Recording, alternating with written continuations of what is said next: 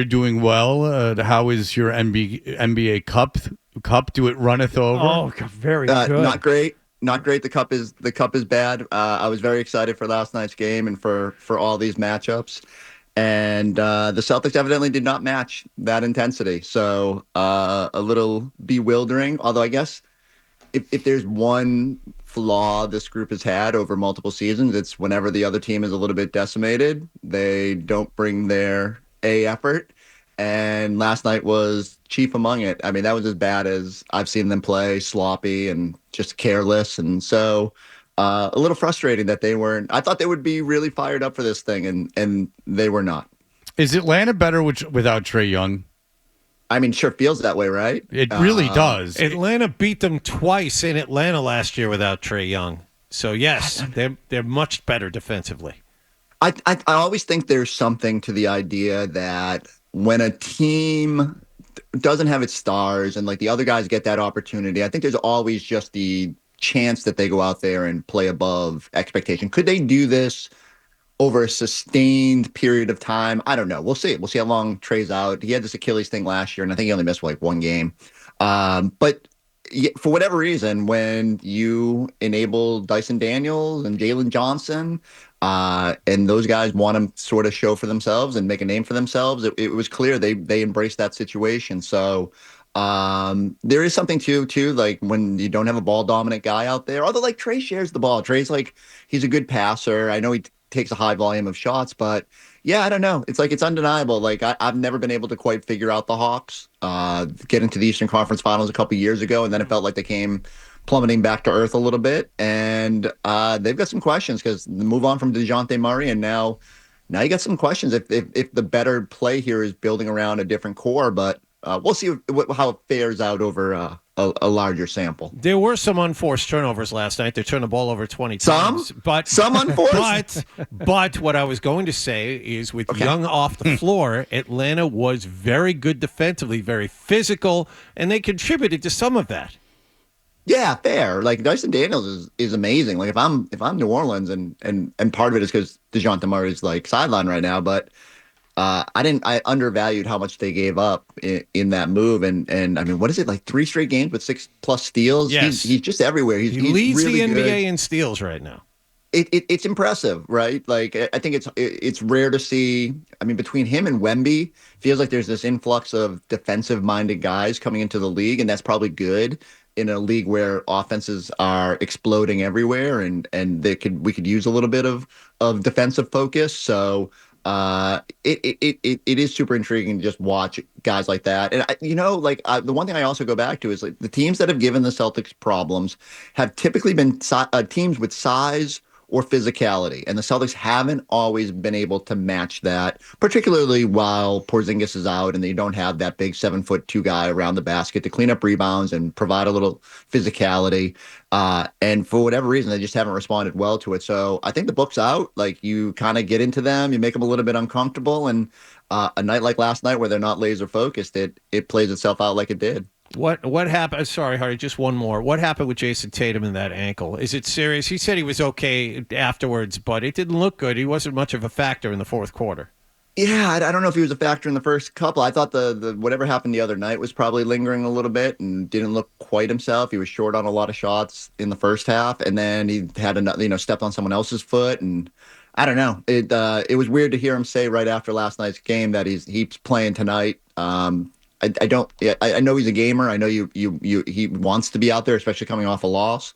But you do start wondering, like, is it better to just give the ankle a day? They've only got one game over 5 nights after this, and they're usually pretty good about trying to plot strategic rest. I mean, I guess you could rest them on Saturday and ramp them up for that Cleveland game next week. But I don't know. Yeah, ankles are weird, and it wasn't a surprise that he was able to kind of finish out that Milwaukee game. But usually those things flare up a little bit, and if he's not 100%, it's clear last night that he didn't look it on the court. Okay, you said at the beginning that you were excited for the start of the NBA Cup. I'm going to assume that you weren't just making a joke there. So, what excites you about this in-season tournament? So I think more so in January and February when you get into the doldrums where it just feels like, oh my God, we still got 40 games left of this thing. You need something to spice it up a little bit.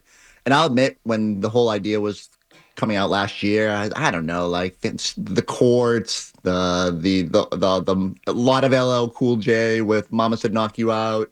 And but as we got into it and we saw, especially the point differential stuff, it added a little bit of flair to a what would otherwise be a mundane Tuesday night. And so I don't know if the Hawks got any juice out of it. Again, I think they would have been fired up to play without their superstar no matter what. I thought the Celtics, because they talked a big game in the ramp up about a chance to show the league again that last year wasn't a fluke, a chance to play for some money, which it sounds ridiculous when Brad Stevens has signed these guys to $1 billion worth of contracts over the past 2 years, but $500,000 matters, and especially the guys that signed for cheap, like Lou Cornett, that stuff matters. And I just thought they'd be a little bit more locked in. And I'll admit, like even like in our pregame show, there felt like there was a little bit of extra energy for these games. Is it sustainable?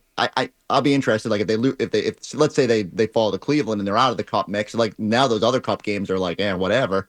But I do like that it's trying to infuse a little bit of extra attention and energy into a time of the year when maybe a lot of people aren't laser focused on basketball. I don't know. You mentioned that January, February. I agree with you. Then that's when you're kind of into the doldrums. Right now seems like some of these teams still figuring out who they are. We're wondering if Cleveland is going to really be that good. It's just that the timing of it, number one, seems wrong. I can't get myself excited about something that didn't exist until last year, and it's obviously for the marketing purposes only. So I've got issues with it to begin with. But since you mentioned the timing, I would say the timing is too early for this thing. It could be. I guess the counter argument would be you look at it like last season, the Pacers come out and they're super good in this IST. It was the first time everyone kind of stepped back and said, "Ooh, could they be something?" And then how fired up they were to play the Celtics and host the Celtics in the quarterfinals and get to that Vegas stage. I do think you can differentiate yourself. There's a chance for teams that otherwise might not be in the mix to distinguish themselves. And, it's certainly a conversation. Would it be better to move it to January and February, but then you're up against the NFL playoffs? And I don't know, like, if that necessarily, I know it's still Tuesday, Fridays.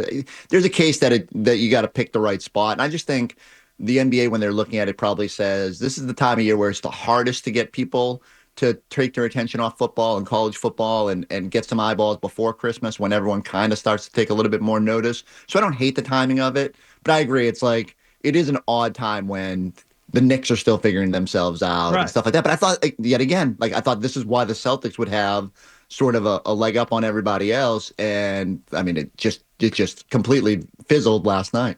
I wonder if, since you're coming off winning a championship and three of the guys just won a gold medal, if it's a little difficult to just keep trying to win tournaments. Get yourself amped for the Emirates NBA Cup. Yeah, because I know, like in cities like Detroit, it's a big deal. Like they beat Miami last night, and it's like in the paper as being like it's a playoff lesson and this and that. Controversial, close game. Yeah. Well, I didn't know about that, John, but thank you for the education.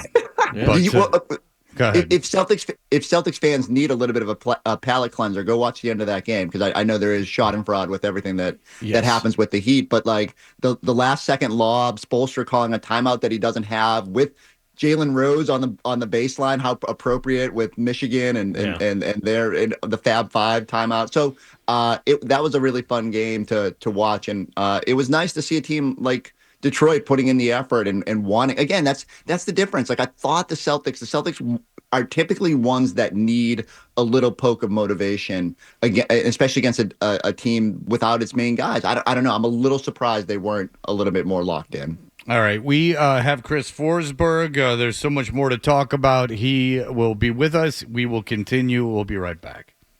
Stay tuned for more. If you like that clip, check out more videos from Toucher and Hardy here. For more Celtics analysis and opinion, hit this playlist. And for all the latest from the Sports Hub, download the app at 985thesportshub.com.